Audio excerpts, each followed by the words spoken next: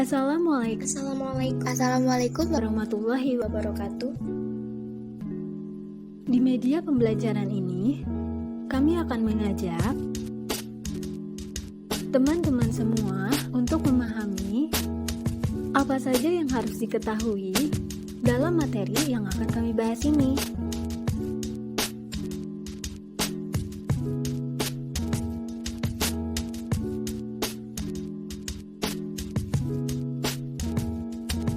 Perkenalkan, Kami dari kelompok 4. Nama saya Evi Nurmalasari. nama saya Melodia Oktavani Putri. Nama saya Zahra Suci Romadani. Kami akan menjelaskan materi Analisis dan pengolahan data menggunakan e-views.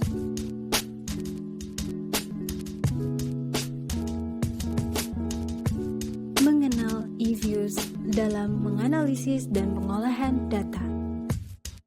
Pada pembahasan pertama, yaitu di sini ada pengertian dari e-view. Nah, pengertian e-view sendiri yaitu software yang digunakan untuk aplikasi statistik, terutama dalam hal mengolah data. Pembelajaran statistik akan terasa tidak sah jika tidak mengenal dan mempraktekkan cara-cara pemrosesan dan pengolahan data secara nyata. Software atau perangkat lunak tersebut dikembangkan oleh sebuah perusahaan. Nah, perusahaan itu namanya Quantitative Microsoftware atau disingkat QMS. Tepatnya pada tahun 1994, pada tahun 2007, perusahaan tersebut telah mengeluarkan versi 6.0. Untuk saat ini, sudah banyak versi yang keluar dan yang terbaru, yaitu versi 10. Lalu, ada kekurangan dan kelebihan dari e-view.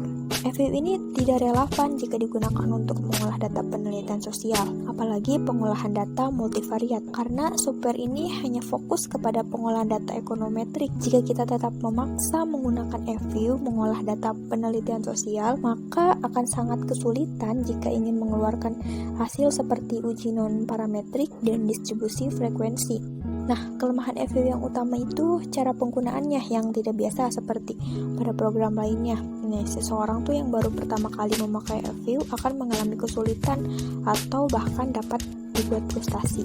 Menurut beberapa peneliti yang sudah banyak menggunakan program e-views, kelemahannya yaitu dalam mengolah data grafik. Oleh karena itu, apabila banyak mengolah data dan perlu membuat grafik, dianjurkan tetap mengolah datanya dengan menggunakan program e-views. Namun, grafiknya diselesaikan dengan program spreadsheet seperti Microsoft Excel dan Lotus karena kemampuan pembuatan grafiknya jauh lebih baik bila dibanding dengan kemampuan e-views. Kemudian selanjutnya ada kelebihan e-views, Yaitu piranti lunak e-views adalah sebuah piranti lunak yang dikembangkan Quantitative Microsoftware pada tahun 1994. Karena kemampuannya melakukan olah data panel, maka e-views bisa menggenerate model random effect dan model fixed effect, sekaligus memilih model mana yang paling relevan melalui uji Shor dan uji Hughes. Keunggulan e-views itu terletak pada kemampuan untuk mengolah data yang bersifat time series. Meskipun tetap dapat mengolah data cross-section maupun data panel, selain itu, e-views tidak memerlukan langkah yang panjang seperti pada program sejenis untuk mengolah data. Cukup dengan beberapa kali mengklik mouse, hasil akan tampak di layar. Tampilan e-views juga mudah ditransfer ke program lain dengan langkah-langkah standar edit copy dan edit paste.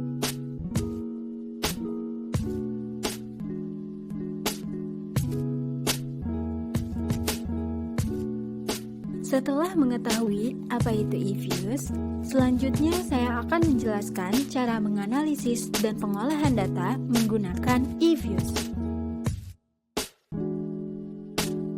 Di sini saya akan mencoba menganalisis regresi linear sederhana dan berganda sesuai dengan materi beberapa minggu yang lalu pada video sebelumnya. Langkah pertama, pastikan teman-teman sudah mengunduh atau mendownload aplikasi e-views. Jika sudah terunduh, teman-teman bisa langsung membuka aplikasinya. Setelah aplikasi terbuka, maka akan muncul tampilan seperti ini. Lalu, kita bisa langsung klik Create a New eViews Work File. Maka akan muncul tampilan seperti ini. Di sini sebelumnya saya sudah menyiapkan data yang akan saya gunakan nanti. Nah, lalu di sini ada date specification. Vacancy di sini menggambarkan terkait data yang akan digunakan. Bisa berupa data tahunan, semi tahunan, kuartal, bulan, dan seterusnya.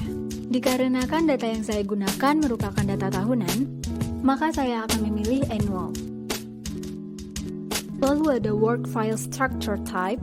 Sini terdapat beberapa pilihan. Ada pilihan untuk menggunakan data panel, data regular frekuensi, yang dimana yang akan kita gunakan itu terdapat tanggal ataupun tahun, bulan, dan sebagainya, atau istilahnya adalah time series. Lalu selanjutnya ada data yang tidak terstruktur, ataupun di sini biasanya berupa data-data primer yang menggunakan sampel misalnya 100 orang dan sebagainya, sehingga tidak berbentuk time series. Karena data yang saya gunakan adalah data tahunan, maka saya akan menggunakan regular frequency. Lalu ada work file name. Ini hanya opsional saja. Boleh diisi dan boleh tidak. Lalu start date dan end date. Ini merupakan series waktu awal dan akhir pada data yang akan digunakan pada analisis.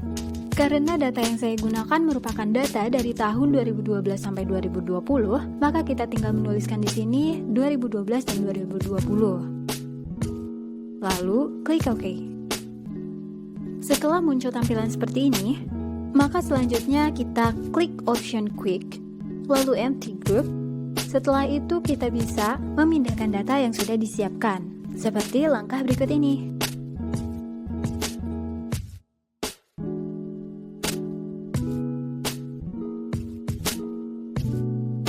Setelah data selesai dipindahkan, langkah selanjutnya masuk ke analisis regresi linear berganda. Langsung saja klik option Quick, lalu Estimation Equation. Pada Equation Specification ini, kita tinggal memasukkan rumus sesuai dengan informasi yang telah ditetapkan. Di sini dijelaskan bahwa variabel dependen harus kita tuliskan di depan, lalu diiringi oleh variabel independen. Karena Y merupakan variabel dependen, maka kita tuliskan di depan, lalu kita masukkan C, konstanta, lalu X1 dan X2. Dan pada estimation setting, kita pilih metode menggunakan least square, karena di sini kita akan menganalisis regresi. Lalu klik OK. Maka setelah itu akan langsung muncul hasilnya atau estimation output. Lalu bagaimana sih menginterpretasikan estimation output ini? Dependent variable. Dependent variable ini menjelaskan bahwa dalam analisis ini, dia merupakan variabel dependen pada data. Method menjelaskan bahwa metode yang digunakan dalam analisis merupakan metode kuadrat terkecil. Date ini menjelaskan kapan kita melakukan analisis tersebut. Lalu sampel ini menjelaskan series waktu yang digunakan dalam menganalisis data tersebut. Included observation ini merupakan jumlah periode atau runtun waktu yang dilibatkan dalam menganalisis. Kolom variabel ini merupakan daftar variabel yang dianalisis, di mana dalam contoh regresi data ini menggunakan Y sebagai variabel dependen, sedangkan variabel independennya yaitu X1 dan X2. Dan C, konstanta, ini sebagai residual atau error dari persamaan regresi. Lalu berikutnya kolom yang digunakan untuk melakukan uji T. Coefficient. Coefficient ini adalah koefisien beta regresi data sesuai dengan variabel yang ada pada kolom variabel. Nilai koefisien ini digunakan untuk membentuk persamaan regresi. Standard error adalah standar error dari nilai koefisien pada kolom koefisien. T statistik adalah nilai T parsial regresi pada data sesuai per variabel pada kolom variabel. Nilai ini menunjukkan pengaruh parsial variabel independen terhadap variabel dependen di dalam model regresi. Prob atau probabilitas adalah nilai p-value atau tingkat signifikansi dari T parsial di kolom T statistik. Nilai t-value ini menunjukkan tingkat signifikansi T parsial terhadap variabel dependen dalam rangka menjawab hipotesis uji parsial. maka dapat disimpulkan bahwa persamaan Y sama dengan 118,6634 plus 0,015384 min 0,054144 menyatakan bahwa apabila C, X1 dan X2 tidak berpengaruh signifikansi terhadap Y karena nilai p-value lebih besar dari 0,05 yang artinya tolak H1 dan terima H0. Lalu koefisien regresi X1 adalah sebesar 0,015384 yang berarti bahwa setiap peningkatan X1 sebesar 1% akan menaikkan Y sebanyak 0,015384%. Dengan asumsi variabel lain konstan, begitu juga sebaliknya.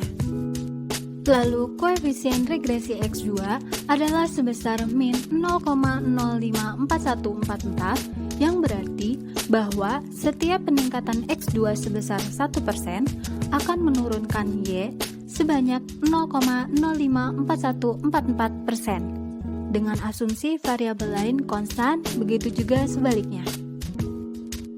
Pada kolom terakhir merupakan kolom yang digunakan untuk melakukan uji F. R-square ini merupakan besarnya pengaruh atau kemampuan variabel independen secara simultan dalam menjelaskan variabel dependen.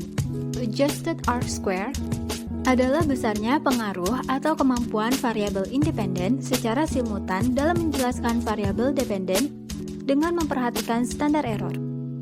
Namun nilai ini telah terkoreksi dengan standar error. F statistik adalah nilai uji F yang merupakan uji simultan dari regresi data. Nilai F ini menunjukkan tingkat signifikansi pengaruh variabel independen terhadap variabel dependen. Untuk menggunakan nilai F ini haruslah dibandingkan dengan F tabel.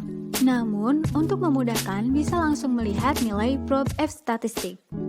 Probe F statistik adalah p-value uji F yang merupakan tingkat signifikansi nilai F, yaitu untuk menilai pengaruh simultan variabel independen terhadap variabel dependen. Apakah bermakna secara statistik atau tidak? Maka dapat disimpulkan bahwa persamaan Y sama dengan 118,6634 plus 0,015384 min 0,054144 menyatakan bahwa apabila hasil pengolahan data terlihat bahwa variabel independen, signifikansi F hitung sebesar 1,047719 dengan tingkat signifikansi yang lebih besar dari 0,05.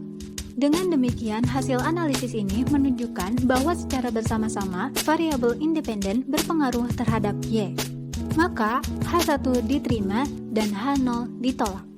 Lalu koefisien determinasi berganda dalam tabel dapat dilihat bahwa R-square sebesar 0,258842 yang berarti sekumpulan variabel dependen dapat menjelaskan variabel independen sebesar 25,8842%, sedangkan sisanya dijelaskan oleh variabel lain di luar model yang tidak diteliti. Lalu adjusted R-square di dalam tabel sebesar 0,011789, sedangkan nilai standar error sebesar 12,56760, yang diartikan bahwa regresi tidak valid sebagai model dependent variable. Sekian yang dapat kami sampaikan. Mohon maaf atas kekurangannya. Semoga dapat bermanfaat bagi kita semua. Wassalamualaikum warahmatullahi Wabarakatuh.